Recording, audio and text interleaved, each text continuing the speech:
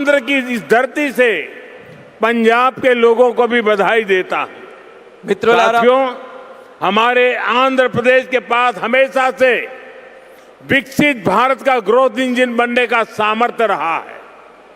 आंध्र प्रदेश के विकास के लिए हमारे प्रयास डबल इंजन की स्पीड से आगे बढ़े। इसके लिए मैंने आंध्र के लोगों से डबल इंजन सरकार का आशीर्वाद मांगा था और आज चंद्रबाबू नायडू जी के नेतृत्व में, पवन कल्याण जी के नेतृत्व में एनडीए की पूरी टीम आंध्र प्रदेश के लिए डबल स्पीड से काम कर रही है। మిత్రులారా, విమానయాన రంగంలో దేశంలో మరో పెద్ద మైలురాయిని మనం సాధించాం. కొద్ది రోజుల క్రితమే కాశీలో ప్రారంభమైన స్పోక్ ఎయిర్పోర్ట్ మోడల్ ఈ రోజు పంజాబ్లోని అమృత్సర్ వరకు కూడా విస్తరించింది. దీంతో అమృత్సర్లో 25కి పైగా అంతర్జాతీయ గమ్యాలకు నేరుగా కనెక్ట్ అవ్వడానికి అవకాశం కలిగింది. ఈ విజయానికి ఆంధ్రప్రదేశ్ నేల నుంచే పంజాబ్ ప్రజలకు కూడా నా హృదయపూర్వక అభినందనలు తెలియజేస్తున్నాను. అలాగే మిత్రులారా, వికసిత్ భారత్ నిర్మాణంలో ఆంధ్రప్రదేశ్ ఎప్పుడూ కూడా ఒక గ్రోత్ ఇంజిన్గా నిలిచే సామర్థ్యం కలిగి ఉంది.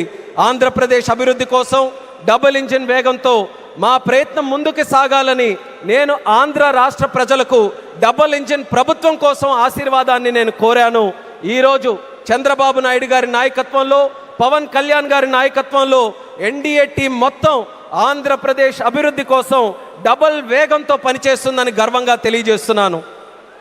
साथियों, आज देश ब्लू इकोनॉमी को लगातार मजबूत कर रहा है। हमारा विजन है कि पूरा क्षेत्र कोस्टल इकोनॉमिक कॉरिडोर के रूप में विकसित हो।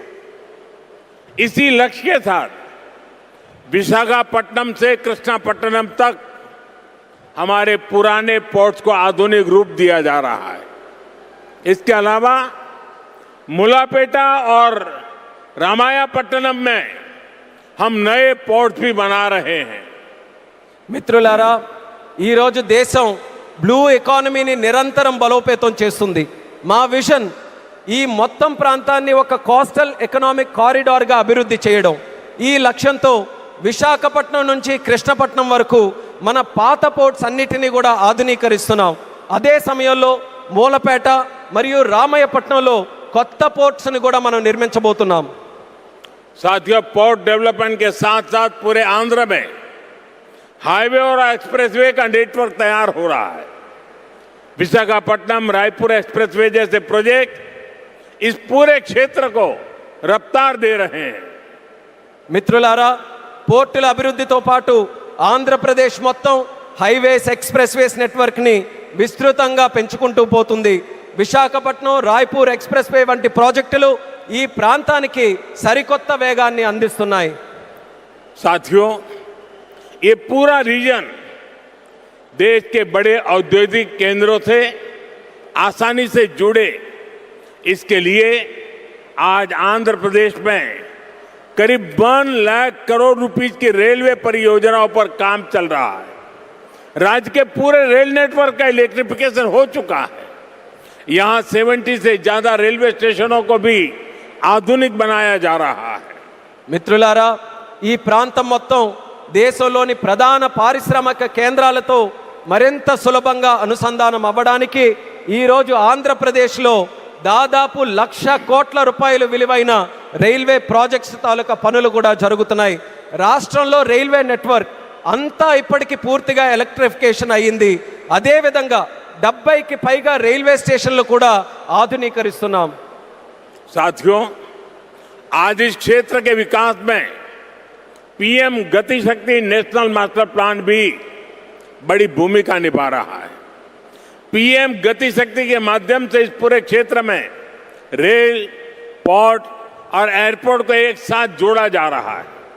जब यहां ये आधुनिक लॉजिस्टिक नेटवर्क तैयार हो जाएगा तो उद्योगों को बेहतर कनेक्टिविटी मिलेगी, किसानों को फायदा होगा और ईज ऑफ डूइंग बिजनेस भी बढ़ेगा. మిత్రులారా, ఈ ప్రాంత అభివృద్ధితో పీఎం గతి శక్తి నేషనల్ మాస్టర్ ప్లాన్ కూడా కీలక పాత్ర పోషిస్తుంది. పీఎం గతి శక్తి ద్వారా రైల్ కానీ పోర్ట్ కానీ ఎయిర్పోర్ట్లు కానీ ఒక సమగ్ర నెట్వర్క్గా అనుసంధానం చేస్తున్నాం. ఈ ఆధునిక లాజిస్టిక్స్ నెట్వర్క్ పూర్తయిన తర్వాత పరిశ్రమలకు మరింత మెరుగైన కనెక్టివిటీ లభిస్తుంది, రైతులకి ప్రయోజనం చేకూరుతుంది, అలాగే ఈజ్ ఆఫ్ డూయింగ్ బిజినెస్కి కూడా మరింత పెరుగుతుంది. साथियों, आंध्र प्रदेश हमेशा भविष्य की सोच रखने वाला प्रदेश रहा है. सॉफ्टवेयर, आईटी और टेक सेक्टर में आंध्र के युवाओं ने पूरी दुनिया में अपना डंका बजाया है और इसलिए सरकार यहां के टैलेंट को आंध्र प्रदेश की डेवलपमेंट पावर से जोड़ना चाहती है. మిత్రులారా, ఆంధ్రప్రదేశ్ ఎప్పటి నుంచో భవిష్యత్తును దృష్టిలో పెట్టుకొని ముందుకు సాగే రాష్ట్రం. సాఫ్ట్వేర్ కానీ ఐటీ కానీ టెక్ రంగాల్లో కానీ ఆంధ్రప్రదేశ్ యువత ప్రపంచవ్యాప్తంగా తన ప్రతిభను చాటుకున్నారు. అందుకే ఇక్కడ యువత తాలూకా ప్రతిభను ఆంధ్రప్రదేశ్ తాలూకా అభివృద్ధి శక్తితో అనుసంధానం చేయాలని ప్రభుత్వం కోరుకుంటుంది. हमारे टैलेंटेड युवाओं की प्रतिभा का लाभ आंध्र प्रदेश और देश को ज्यादा से ज्यादा मिले, ये बहुत आवश्यक है. इसके लिए हमारा फोकस अब सेमीकंडक्टर जैसी फ्यूचरिस्टिक टेक इंडस्ट्री पर है. विशाखापट्टनम में नए सेमीकंडक्टर प्लांट का शिलान्यास इसी दिशा में एक बहुत बड़ा कदम है. మన ప్రతిభావంతులైన యువత సామర్థ్యం ఆంధ్రప్రదేశ్కే కాకుండా దేశానికి మరింత ఉపయోగపడాలి. అందుకే ఇప్పుడు మా దృష్టి సెమీకండక్టర్ వంటి ఫ్యూచరిస్టిక్ టెక్ ఇండస్ట్రీస్ పై ఉంది. విశాఖపట్నంలో కొత్త సెమీకండక్టర్ ప్లాంట్ తాలూకా శంకుస్థాపన ఆ దిశగా ఒక గొప్ప అడుగుగా నేను భావిస్తున్నాను. चंद्रबाबू के नेतृत्व में हमारा आंध्र अब सॉफ्टवेयर के साथ साथ मैन्युफैक्चरिंग का भी हब बनेगा.